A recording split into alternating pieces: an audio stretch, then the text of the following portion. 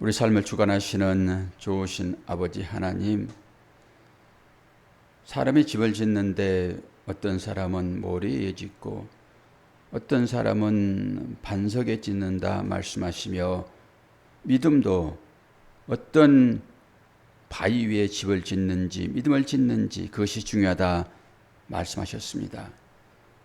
오늘 우리가 새벽을 깨우는 것이 바로 우리의 믿음이 모래 위가 아닌 반석 위에 짓는다라고 하는 다짐과 각오로 새벽을 깨우며 주 앞에 나온 우리들, 오늘 또 마음껏 축복하실 때에 주 앞에 주님이 원하시는 기도할 수 있도록 도우시고, 그 기도 끝에 우리의 삶 가운데 사랑과 용서와 품어내는 덮어내는 그런 열매가 주렁주렁 맺힐 수 있도록 은혜 허락하여 주옵소서.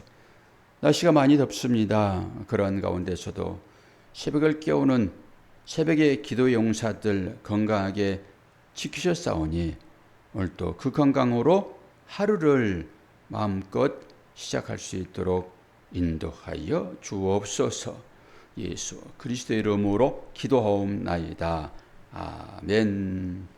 하나님 말씀 욥기서 31장입니다. 계속 욥이 진술하고 있습니다. 마지막 절까지 말씀을 보겠습니다. 내가 내 눈과 약속하였나니 어찌 처녀에게 주목하랴?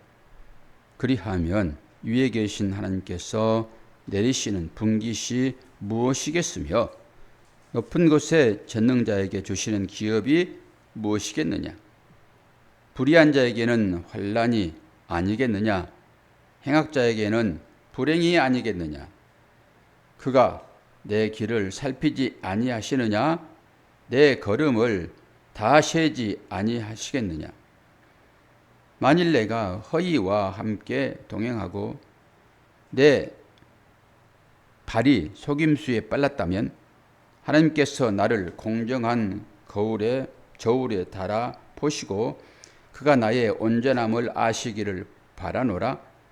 만일 내 걸음이 길에서 떠났거나 내 마음이 내 눈을 따랐거나 내 손에 더러운 것이 묻혔다면 내가 심은 것을 타인이 먹으며 나의 소출이 뿌리째 뽑히기를 바라노라. 만일 내 마음이 여인에게 유혹되어 이웃의 문을 엿보아 문에서 숨어 기다렸다면 내 아내가 타인의 맷돌을 돌리며 타인과 더불어 동침하기를 바라노라. 그것은 참으로 음란한 일이니 재판에 해부할 것이요 죄악이요 멸망하도록 사르는 불이니 나의 모든 소출을 뿌리째 뽑기를 바라노라. 만일 남종이나 여종이 나와 더불어 쟁론할 때에 내가 그의 권리를 저버렸다면 하나님이 일어나실 때에 내가 어떻게 하겠느냐? 하나님이 심판하실 때에 내가 무엇이라 대답하겠느냐? 나를 태 속에 만드시니가 그도 만들지 하셨느냐? 우리를 뱃속에 지으시니가 한 분이 아니시냐? 내가 언제 가난한 자의 소원을 막았거나 과부의 눈으로 하여금 실망하게 하였던가? 나만 혼자 내 떡덩이를 먹고 고아에게 그 조각을 먹이지 아니하였던가? 실상은 내가 젊었을 때부터 고아 기르기를 그의 아버지처럼 하였으며 내가 어렸을 때부터 과부를 인도하였노라. 만일 내가 사람이 의복이 없이 죽어가는 것이나 가난한 자가 덮을 것이 없는 것을 못 본 채 했다면, 만일 나의 양털로 그의 몸을 따뜻하게 입혀서 그의 허리가 나를 위하여 복을 빌게 하지 아니하였더라면, 만일 나를 도와주는 자가 성문에 있음을 보고 내가 주먹을 들어 고아를 향해 휘둘렀다면 내 팔이 어깨뼈에서 떨어지고 내 팔뼈가 그 자리에서 부스러지기를 바라노라. 나는 하나님의 재앙을 심히 두려워하고 그의 위엄으로 말미암아 그런 일을 할 수 없느니라. 만일 내가 내 소망을 금에다 두고 순금에게 너는 내 의리하는 바라 하였다면, 만일 재물의 풍부함과 손으로 얻은 것이 많음으로 기뻐하였다면, 만일 해가 빛남과 달이 밝게 뜬 것을 보고 내 마음에 슬며시 유혹되어 내 손에 입맞췄다면, 그것도 재판에 회부할 지약이니 내가 그리하였으면 위에 계신 하나님을 속이는 것이니라. 내가 언제 나를 미워하는 자의 멸망을 기뻐하고 그가 재난을 당함으로 즐거워하였던가. 실상은 나는 그가 죽기를 구하는 말로 그의 생명을 저주하여 내 입이 범죄하기 아니하였노라. 내 장막 사람들은 주인의 고기에 배부르지 않는 자가 어디에 있느냐 하지 아니하겠는가. 실상은 나그네가 거리에서 자지 아니하도록 나는 행일에게 내 문을 열어주었노라. 내가 언제 다른 사람처럼 내 악행을 숨긴 일이 있거나 나의 죄악을 나의 품에 감추었으며, 내가 언제 큰 무리에 여러 종족의 수모가 두려워서 대문 밖으로 나가지 못하고 잠잠하였던가. 누구든지 나의 변명을 들어다오. 나의 서명이 여기 있으니 전능자가 내게 대답하시기를 바라노라. 나를 고발하는 자가 있다면 그에게 고소장을 쓰게 하라. 내가 그것을 어깨에 매기도 하고 왕관처럼 머리에 쓰기도 하리라. 내 걸음의 수요를 그에게 알리고 왕족처럼 그를 가까이 하였으리라.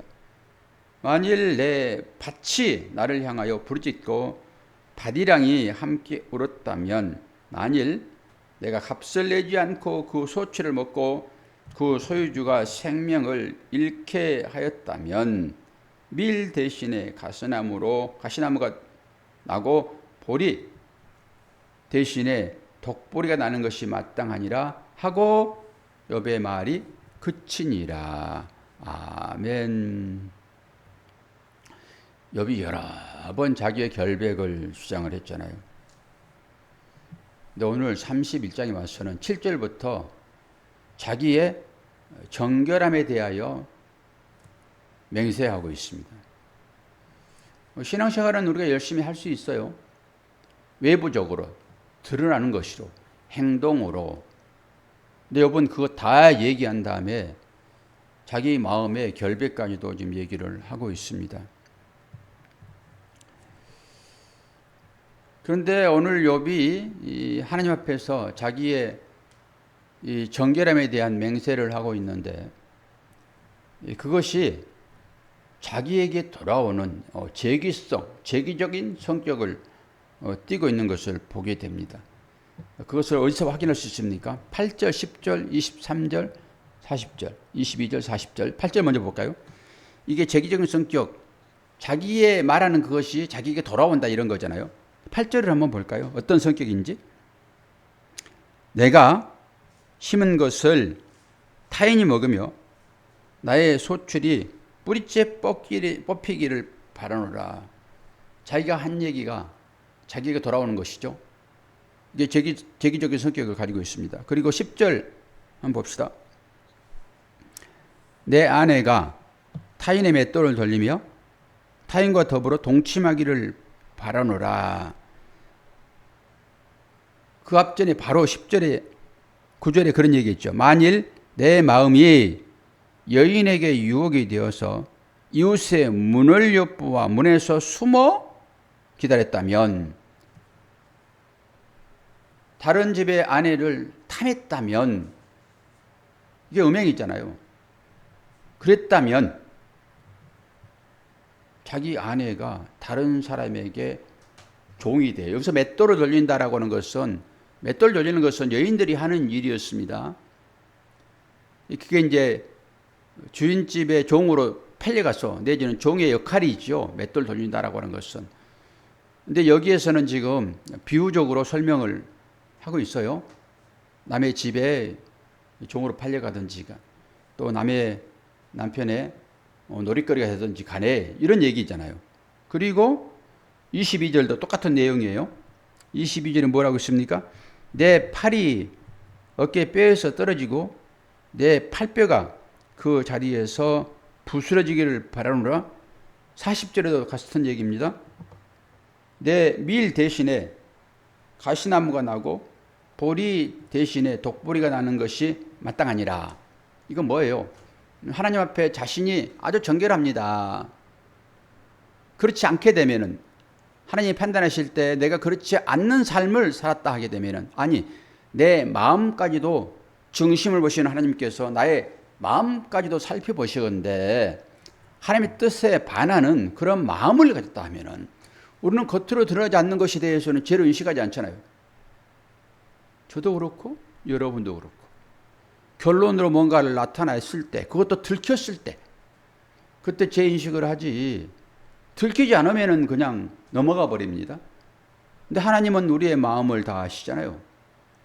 우리의 속에 있는 죄까지도 하나님 다 감찰하신 분이라서 만약에 욥이 자기가 하는 이 정결함에 대한 이 얘기를 하나님이 들으시고 만약 옳지 않다 하게 되면은 오늘 얘기처럼 8절, 10절, 22절, 24절 이것이 나에게 돌아온다 할지라도 나는 할 말이 없습니다.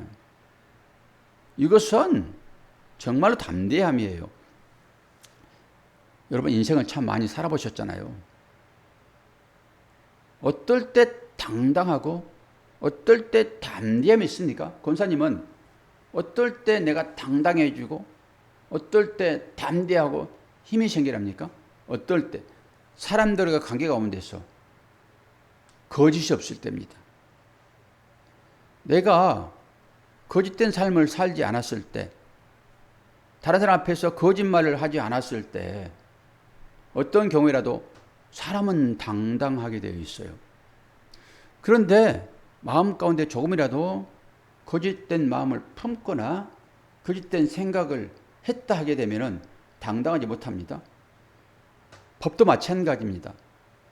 내가 법을 잘 지키면 항상 당당해요. 법을 잘 지키면.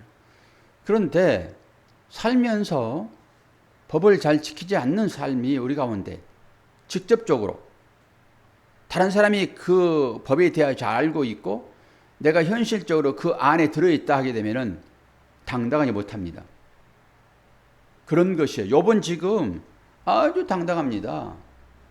삶으로도 나타난 것으로도 욥은 제대로 살았어요. 며칠 전에도 욥에 대한 얘기를 했잖아요. 욥의 친구들은 욥 네가 어려운 사람을 돕지 않았지 않니? 그게 특별하게 과부와 나그네와 이제 고하잖아요. 이 사람이 대표적으로 남의 도움이 없이는 살아갈 수 없는 약자들이죠.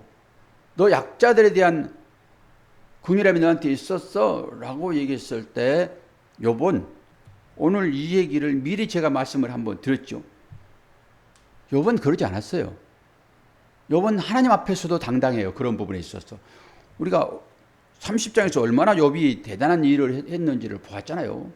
모든 젊은 사람들이 욥을 볼 때 피하기도 하고 노인들은 자리에서 벌떡벌떡 일어나고 이 정도로 욥은 철저하게 삶에 대해서는 정확한 삶을 살았다고요. 하나님께서 원하시는 모든 삶을 살았습니다. 그리고 마음으로도 욥은 정결했다고요. 어디에서 그게 드러났습니까?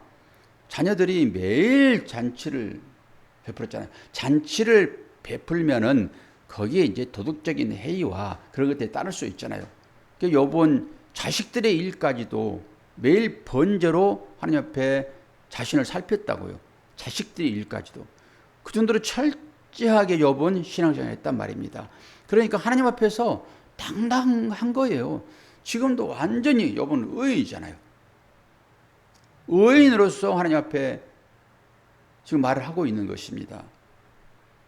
의인은 없나니 어떻게 한다고요? 하나도 없어요. 로마서 말씀 아닙니까 그게? 그러니까 죄인들이 삶을 살고 있는 거예요. 그러니까 그 죄인식, 이 죄인식이 들어올 때만 나는 의인이 되고자 하는 충동이 일어난다고요. 그래서 의인 되려면 어떻게 해야지? 라고 할 때 누구를 찾아갑니까? 의인을 찾아가죠. 죄인이 죄인을 찾아가면 해결점이 없잖아요. 죄인식이 들어오면은 야, 이 죄는 곧 사망의 답인데 내가 살고자 하면은 어떻게 해야 돼? 죄인이 의인을 찾아가는 길을 떠나게 되어 있잖아요. 그래서 길 가서 만나는 것입니다. 누구를 만납니까? 주님을 만나지요. 근데 불교에서도 시부도라는 게 있어요. 시부도. 여러분이 언론 듣기에는, 보기에는 그 목동이 소를 타고 피리 부는 그 그림은 이제 보셨을 것입니다. 그것도 하나예요. 그 10가지 그림 중에 하나라고요. 결국 이 정체성을 찾는 것입니다. 신앙이라고 하는 것은 정체성 찾는 거예요. 사람이 자기 본질이 어떤 것인지를 그 과정을 통해 가지고 10가지 작물을 통해 가지고 본질을 찾아보는 거거든요. 그래서 자기를 깨닫습니다. 거기에서도 불교에서도 그렇다고요. 마지막에 누구를 만납니까? 자기를 보는 것입니다. 불교에서는 이걸 덕도라고 얘기해요. 그런데 우리는 자기를 만나는 것이 나는 죄인이로구나. 나는 죄인으로서 이렇게 살다가는 죽겠구나. 난 의인 돼야지 라고 누구를 찾아가서 누구를 만납니까? 예수를 만나는 것이에요. 의인을 찾아가는 것입니다. 예수를 만나게 되면은 내 죄가 드러나고 나의 죄를 위하여 그 의인이 죽는 십자가를 붙들게 되어 있다니까요. 그리고 나서 이 불교하고 똑같은 교리에 이것이 그것도 불교도 자기 정체성을 확인하고 나서 그 사람이 어디로 갑니까? 집으로 돌아와요. 집으로 돌아옵니다. 그리고 집으로 돌아와서 어디로 나갑니까? 저작거리로 나가요. 어떻게 교리들이 비슷한지 이거 보세요. 기독교에서는 산상수훈에 예수님께서 변화산에 올라가시잖아요. 그때 제자 몇 명이 또 따라갑니까? 3명이 따라가잖아요. 베드로와 야고보, 요한이 따라가잖아요. 그래서 예수님 변하는 모습을 보면서 거기서 엘리야를 만나고 모세를 만났잖아요. 그들이 하얗게 변하잖아요. 옷을 하얗게 입었다 이런 것이 아니라 새로운 삶을 거기서 봤잖아요. 너무 좋은 거 천국입니다. 그러니까 베드로가 뭐라고 얘기합니까? 여기가 조사원이 자기 집은 생각지도 않아요. 집 세 채 지어서 우리가 바칠게요. 그랬더니 주님이 뭐라고 하십니까? 갑자기 환경이 싹 바뀌더니 주님이 본래 모습으로 변하고 엘리야와 모세는 떠나버렸고 그러면서 어떻게 합니까? 우리가 내려가자. 산 밑으로. 이게 삶입니다. 잘못하면요 신앙생활이 그냥 은혜에 있다 해가지고 붕붕 떠다니는 집에서는 때끌고 없고 애들은 빡빡 울고 난장을 판을 피는데 자기 혼자 그냥 취해가지고 이 신앙에 취한 거예요. 그게 신비주의처럼 집은 울고불고 난리인데 자기는 신비주의에 취해가지고 마냥 즐거운 그렇지 않는 것도 문제지만 너무 그런 것도 문제라고요. 이 환경을 초월한 삶이라고 하는 것은 중요하기는 하지만은 삶이 있는데 자기만 그냥 무슨 마약에 먹은 것처럼 뭐 소주 한 잔 걸치고 그냥 즐거운 것처럼 이렇게 되면 안 돼요. 삶으로 나가야 됩니다. 불교에서도 마찬가지고 기독교에서도 마찬가지예요. 그 삶으로 들어가는 것입니다. 세상으로 들어가는 거예요.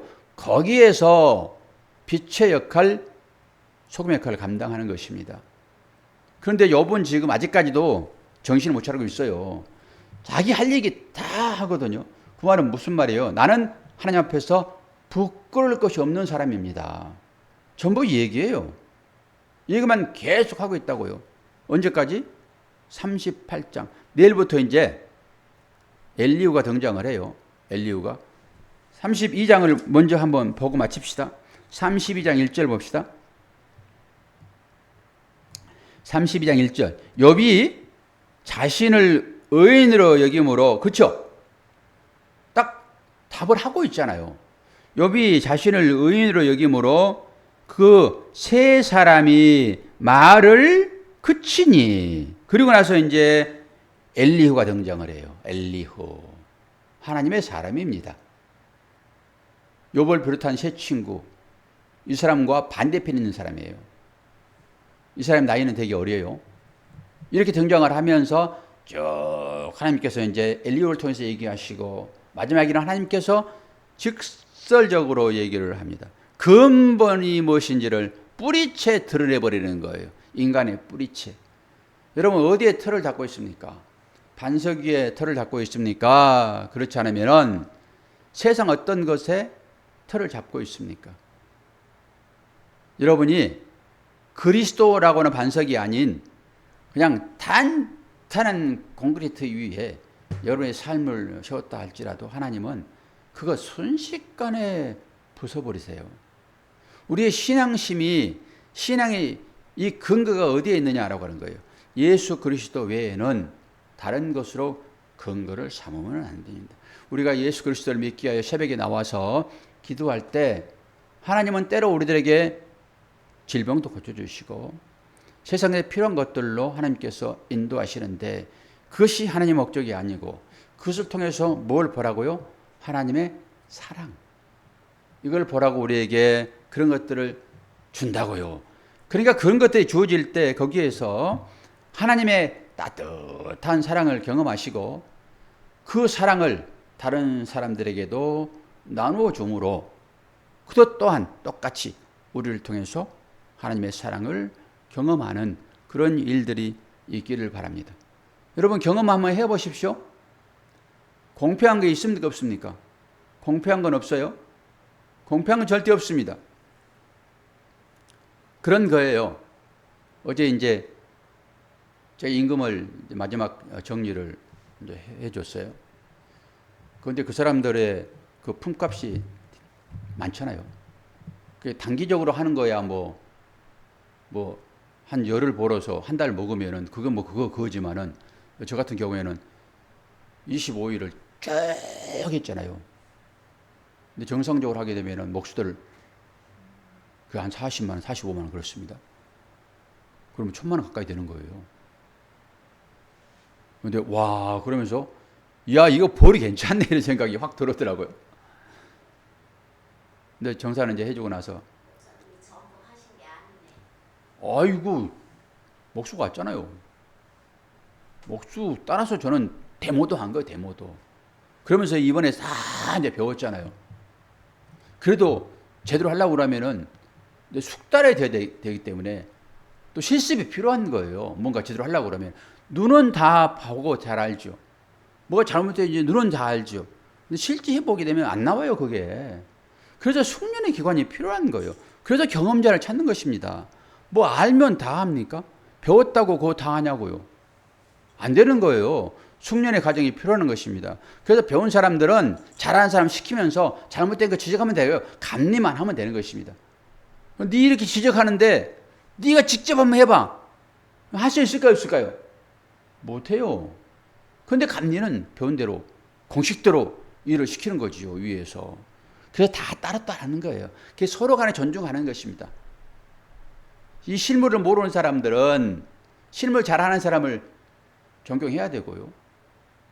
그리고 또 이론을 잘 모르는 사람은 이론 하는 사람 존경해야 되고, 그래야지 서로 맞춰가면서 작품이 나오는 것이지, 내가 다 할 수 없어요, 뭐든지. 신앙생활도 마찬가지예요. 설교는 설교자가 열심히 또 하는 것이고, 사는 것은 성도들도 사는 것이고, 함께 같이 맞춰서 집을 짓는 것이죠. 정리를 하고 나니까 제가 이제 공평성에 대한 얘기를 하다 이제 얘기를 했잖아요. 어떤 것입니까? 공평은 없어요. 어떨 때 공평합니까? 상대방이 나에게 조금 더 줄 때. 그 공평한 거예요, 내가 생각할 때. 주는 사람은 상대방이 그래도 좀 작게 요구하기를 바라잖아요. 그러면 그게 공평이에요. 내가 속이 시원하지요. 이 정도 주면 되겠어. 그런데 어떻게 딱 적정한 선에서 요구를 했는지, 크게 기쁘지도 않고 크게 손해본 것 같지도 않고 적당하게, 그러나 조금 덜 가져가고, 그러면은 좋겠잖아요. 그런데 그것도 아니고 많이 준 것도 아니고 아주 적당한 선에서 하나님께서 이 공평을 딱 나누셨더라고요. 달란 대로 다 줄 테니까 정확하게 너무 많이 받지도 말고 너무 적게 받지도 말고 적당하게 받으세요 라고 했더니 딱 오는데 그게 적당한 거지 뭐. 그렇지 않겠습니까? 그게 적당한 거예요. 그래서 군말 없이 그냥 딱 지불했어요. 그래서 상대방이 생각할 때는 그런 내가 이제 아니 형이니까 좀 적게 받았지 라고 생각할 수도 있어요. 그러고 내가 더 줬다라고 할 수도 있지만은 또 주는 입장에서는 아이 돈 절감해야 되는데 잘 아는 사람이니까 좀 적게 받으면 좋겠다 이런 생각이 안 들어오겠냐고요. 근데 하나님은 적당한 선에서 했을 걸 생각하고 다 지불하고 끝냈어요. 그러니까 속이 시원해요. 속이 전부 인건비입니다. 인건비로 다 나가버리는 거예요. 인건비로. 사실 물건 이 재료는 그렇게 비싸잖아요. 전부 인건비로 다 나갑니다. 좌우지간 공평이라고 하는 것은 인간 사이는 없어요. 하나님이 하시는 모든 일은 공평하세요. 그 차원에서 우리에게 주어지는 이 모든 것들은 하나님께서 공평히 하시는구나. 더도 않고 덜도 말고 공평히 하시는구나. 상대방도 공평, 나도 공평. 우리가 눈에 보이기에는 상대방이 조금 더 잘나게 보이고 더 잘 산 것 같기도 하고, 그런데 하나님은 공평이라는 거예요. 그게 하나님 하시는 모든 일들을 여러분들 공평히 여기시면은 불만이 없어요. 자꾸 내 앞으로 땡기다 보니까 내가 좀 흡족할 때 나는 그것이 공평이다 하는데 상대방은 딱 그런가 동시에 저울추가 싹 어그러집니다. 내가 땡기면은 저울추는 바로 표시를 내요. 방방하지 않아요. 내가 조금 기쁘다 그러면 상대방이 저울추가 올라가 버리는 거예요. 약해지는 것입니다. 우리 이걸 생각하잖아요. 그래서 내만 편하면은 그냥 다 좋겠다라고 생각하는데 그거 아니에요. 하나님 하신 모든 일들을 공평하게 여기실 때 마음에 평안을 본다고요. 실제 제가 경험하잖아요. 인간의 마음은 그렇지 않다고요. 나한테 흡족할 때만 공평하게 느껴지는 거예요. 그러잖아요. 약간 그래도 조금 이런 마음이 들 때 그것이 공평이지 라고 하세요. 상대방이 조금 우기더라도 그것 조금 봐주는 이것이 공평이지, 이게 덮어줌의 은혜이고 사랑이다 라고 생각합니다. 오늘 제가 처음으로 에어컨을 29도로 맞춰놓고 잠을 잤네요. 29도는 보통 여기 들어오면 29도예요. 그래도 집안에서는 그거 켜놓고 선풍 켜놓으면은 시원하다고 느껴지니까. 날씨가 많이 덥습니다. 여러분 건강 잘 관리하시고, 공평하신 하나님께서 여름에 폭염을 허락하시는 거예요. 아이고 공평하십니다 하나님. 그 정도 믿으면 돼야지 우리가. 자, 기도하겠습니다. 하나님 아버지, 하나님은 모든 것을 공평으로 인도하십니다. 욥이 오늘 또 구구절절 의인됨을 주장하였으나 욥은 이런 사실을 통하여서 공평하신 하나님을 보게 될 것입니다. 오늘 우리들은 어떤 삶으로 믿음의 고백을 하게 될 것인지 공평하신 하나님 앞에 기도하게 하심으로 하나님 주시는 모든 것들이 공평하다는 이 사실을 믿음으로 고백할 수 있도록 인도하여 주옵소서. 감사드리며 예수 그리스도의 이름으로 기도하옵나이다. 아멘.